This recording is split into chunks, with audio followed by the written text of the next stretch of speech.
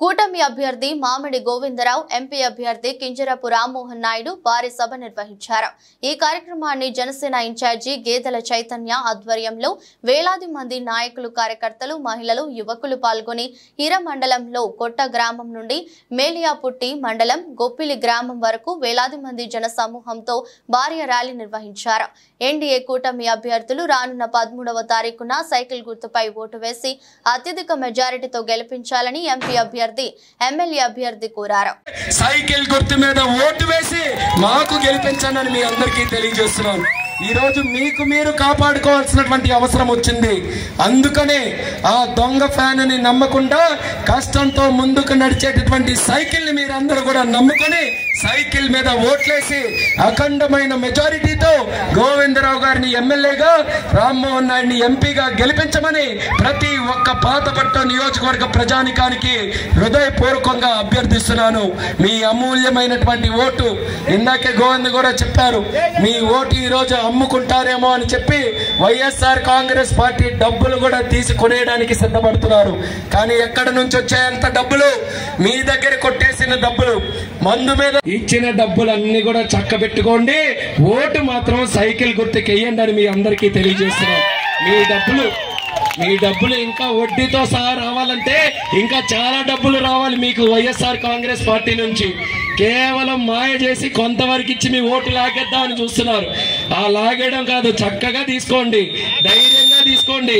Vote వేసేటప్పుడు మాత్రం cycle మీద మీరందరూ కూడా వేసి 2 ఓట్లు కూడా సైకిల్ కేసి మాకు సేవ చేసుకునే అవకాశం మళ్ళీ కల్పించమని తెలియజేసుకుంటున్నాను. ఇద్దరికి కూడా గెలిపించినప్పుడే పాతపట్నం నియోజకవర్గం మేము సంపూర్ణంగా అభివృద్ధి చేయగలమన్న మాట మీ అందరికీ తెలియజేసుకుంటున్నాను.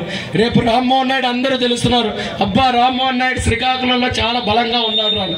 నా బలం నిరూపించుకోవాలంటే ఇంతవరకు నిలబడ్డారంటే మాకు చాలా గర్వంగా ఉంది. మిమ్మల్ని అందరినీ కూడా చూస్తుంటే మీకోసం పోరాటం చేస్తాం, అందరికీ కూడా న్యాయం చేస్తాం. పాతపట్నం నియోజకవర్గం మీ అందరి మీద మేము పెట్టుకున్నటువంటి నమ్మకాన్ని వమ్ము చేయకుండా మా ఇద్దరికి కూడా ఆశీర్వదించాలని మళ్ళీ మీ అందరికీ కూడా కోరుతున్నాం.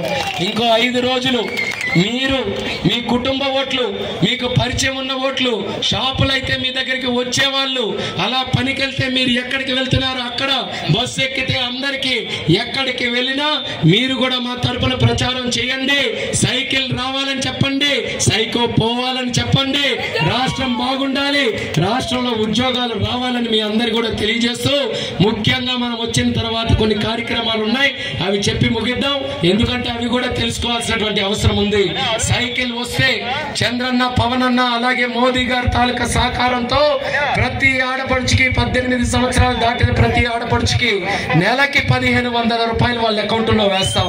అలాగే ప్రతి తల్లికి ఎంతమంది పిల్లలుంటే అందరికి 15,000 లెక్క డబ్బులు వేస్తాం. 2 పిల్లలుంటే 30,000, 3 45,000, 4 60,000. ఆ లెక్క మీద ఒక తల్లికి ఎంతమంది పిల్లలున్నా అందరికీ మన ప్రభుత్వం వస్తే డబ్బులు అయిపోతున్నాం.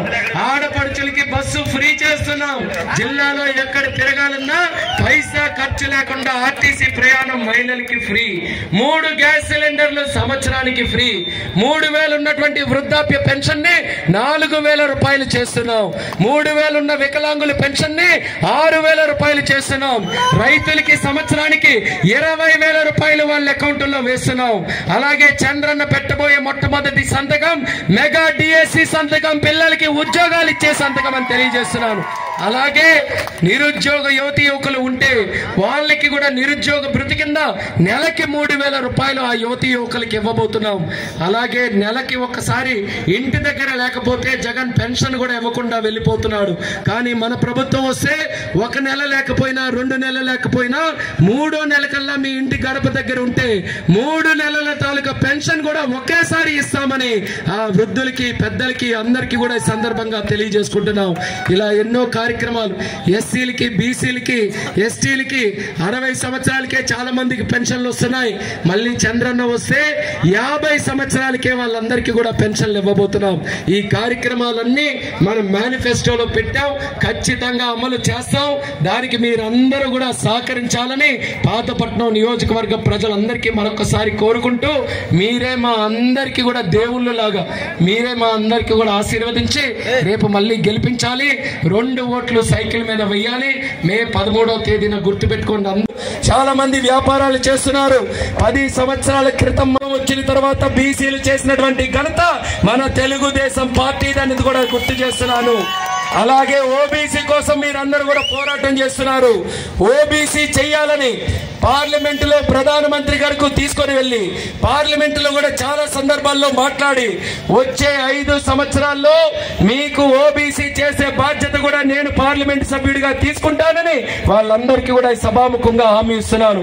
కానీ మీరు నాకు ఇవ్వాల్సినటువంటి హామీ వచ్చే ఎన్నికల్లో నా కోసమని కాదు, నన్ను గెలిపించమని కాదు, గోవిందరావు గారిని గెలిపించమని కాదు, ఏదో చంద్రన్నను